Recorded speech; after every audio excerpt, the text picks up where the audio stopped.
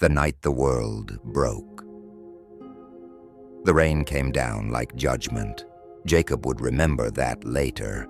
Not the exact words spoken, not even the scream that tore from his mother's throat, but the way the rain swallowed everything. The headlights blurred into white ghosts. The road vanished, and then there was a sound so violent, it felt like the earth itself had cracked open. Glass exploded. Time fractured. Jacob woke up upside down, his seatbelt cutting into his chest. Blood trickled down his forehead, warm and sticky. He tried to move, but pain shot through his arm. Somewhere in the wreckage, Love was crying, sharp, panicked sobs that cut through the ringing in Jacob's ears. "Mom," Jacob called. His voice sounded too small. "Dad?" There was no answer. Abigail's small body was curled near the door, her face streaked with tears, whispering Jacob's name over and over like a prayer. Sirens came later. Strong hands pulled them free. Someone wrapped Jacob in a blanket and told him to stay awake. He didn't understand why everyone looked at him with pity. At the hospital, a woman with tired eyes knelt in front of him and spoke gently. "I'm so sorry, Jacob." Those words followed him for the rest of his life. By morning, their parents were gone, and Jacob, at 12 years old, learned what it meant to lose everything. Their Aunt Margaret lived in a narrow house with peeling paint and a garden she never had time to tend. She was kind, but life had hardened her.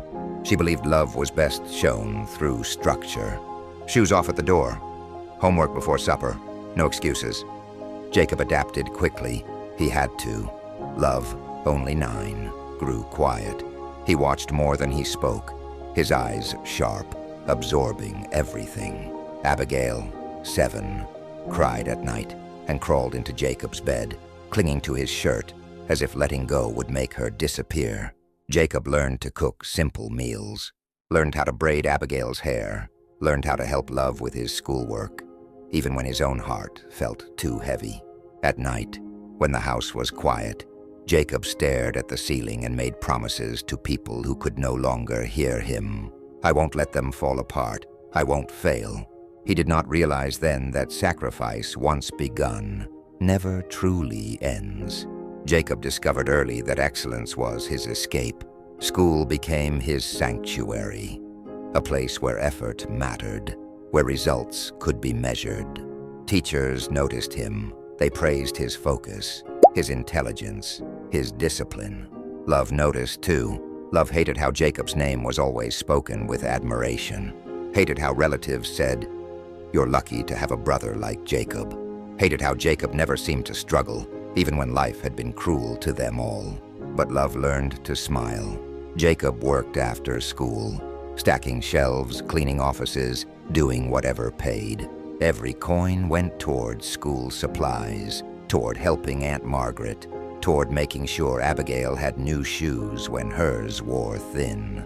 By the time Jacob graduated high school, he had already decided his future.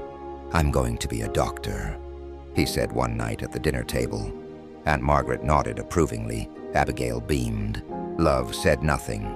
Inside Love, something twisted. University life was brutal. Jacob thrived in the chaos. Late nights, endless exams, pressure that crushed lesser spirits. He studied medicine with relentless focus, then pushed further into surgery. Failure was never an option. Love went into insurance, steady, respectable, safe. Jacob paid part of his tuition without ever mentioning it, helped him secure internships, opened doors with quiet generosity. "Thank you," Love said once, stiffly. Jacob smiled. That's what brothers do. But Love never believed it was love. He believed it was superiority disguised as kindness. Abigail followed her heart into teaching. Jacob paid her fees too, attended her graduation with pride shining in his eyes. Years passed. They married, had children, built lives. Jacob became a respected surgeon, his name spoken with reverence in hospital corridors. Patients trusted him with their lives. And through it all, Jacob trusted Love. Jacob believed in order. He listed Love as his next of kin on every document. His finances, his property, his life insurance, everything was transparent. "Why Love?" his wife Miriam once asked gently. Jacob shrugged. "He's my brother. He knows everything. If anything happens to me, I want it simple." Miriam studied him, thoughtful but silent. Love, however, understood exactly what those documents meant. He memorized numbers, calculated outcomes, filed the knowledge away like a secret weapon. And when Jacob fell ill, that weapon gleamed. Jacob's sickness began quietly. Fatigue, pain, a diagnosis that required careful treatment and time. Love stepped in eagerly. "I'll help manage things," he said. "You shouldn't stress." He accompanied Jacob to appointments, asked questions, made suggestions that sounded reasonable to anyone who didn't listen closely. "This treatment is aggressive. Let's wait and see. He needs rest, not more procedures." Doctors hesitated.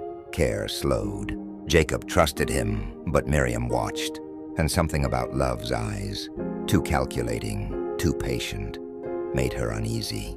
One night, Miriam overheard Love on the phone. Numbers, dates, phrases like, "when the time comes and everything is in place." Her stomach tightened. Later she checked Jacob's medical records. Medications had been changed without her consent.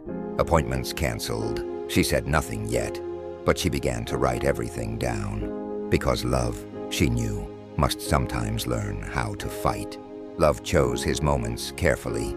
He visited Abigail after school one afternoon, sitting across from her at the small kitchen table while her children played in the next room.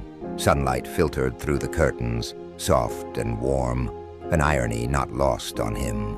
"He looks worse," Love said quietly, stirring his tea. "Did you notice?" Abigail sighed. "Jacob has always been strong. I never imagined seeing him like this." Love leaned forward, lowering his voice. "The doctors say the treatments are hard on him. Too hard." Abigail frowned. "But they help, don't they?" Love hesitated, just long enough. Sometimes letting go is kinder. The words settled between them, heavy and uncomfortable. Abigail shook her head. "No, Jacob would fight. He always fights." Love smiled sadly. "He's tired, Abby, and if something happens, his children will be provided for. His legacy secure." He did not mention numbers. He did not need to. Love drove home that night with a sense of calm. For years, he had lived in Jacob's shadow, pretending it did not bother him. But the truth was sharp and undeniable. He wanted what Jacob had, not the work, not the sacrifice, but the reward. He never earned it alone, Love told himself. "I lost my parents too, but envy is never logical." He opened the folder at home, running his fingers over the documents. Everything was legal, everything was clean. All he needed was time. Miriam began asking questions, not loudly, not yet. She spoke to nurses, requested copies of reports, noted inconsistencies. Jacob's condition worsened, but the deterioration felt unnatural. Too fast, too steep. One nurse hesitated when Miriam asked about a canceled procedure. "I thought the family decided," the nurse said. "I am the family," Miriam replied softly. That night, she confronted Love. "Why was Jacob's treatment changed?" Love did not flinch. "The risks were high. You didn't consult me." "I was protecting him." Their eyes locked. For the first time, Miriam saw something cold behind Love's concern. Jacob's eldest son, Daniel, had grown up admiring his uncle Love.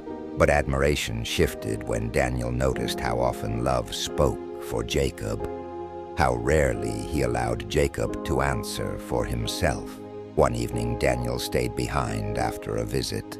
"Dad," he asked carefully, "do you feel like you're getting better?" Jacob hesitated. "I trust your uncle." Daniel nodded, but his instincts screamed otherwise. He began recording conversations, saving messages, watching closely. Truth, he believed, always leaves footprints. Abigail could not sleep. Love's words replayed in her mind, poisoning her thoughts. She visited Jacob and saw the pain etched into his face. the weariness in his eyes. What if love is right? She whispered to herself. What if this is mercy? She signed a consent form she did not fully read, and in doing so, crossed a line she could never uncross. Jacob collapsed one morning, his body overwhelmed. The hospital buzzed with urgency. Miriam arrived to find Love already there, calm, composed, too composed. He needs rest, Love said when doctors suggested intervention. Miriam stepped forward. No, he needs help. She demanded an independent specialist. Love protested. For the first time, the staff listened to Miriam, and everything began to unravel. Daniel handed Miriam his phone. Recordings, messages, conversations that revealed intent. Miriam's hands trembled as she listened. This was no misunderstanding. This was deliberate. She contacted a lawyer, then authorities, and finally, Abigail, who broke down, sobbing, her guilt spilling out like a confession waiting too long. Investigators moved quietly. Medical charts were reviewed. Financial records examined. Love was questioned. For the first time, his calm cracked. What are you accusing me of? He snapped. The answer came swiftly. Betrayal, manipulation, attempted murder. And as Jacob slowly stabilized under proper care, Love realized too late. The shadow he had lived in was about to consume him. Jacob woke to unfamiliar clarity. The pain was still there, but it no longer owned him. The fog that had clouded his mind for weeks had lifted, replaced by sharp awareness. Machines hummed softly around him. Sunlight spilled across white hospital walls. Miriam sat beside him, her eyes rimmed red but shining with relief. You're stable, she whispered, gripping his hand. You're going to be okay. Jacob swallowed. Love? Miriam hesitated, and in that pause, Jacob felt something fracture deep inside him.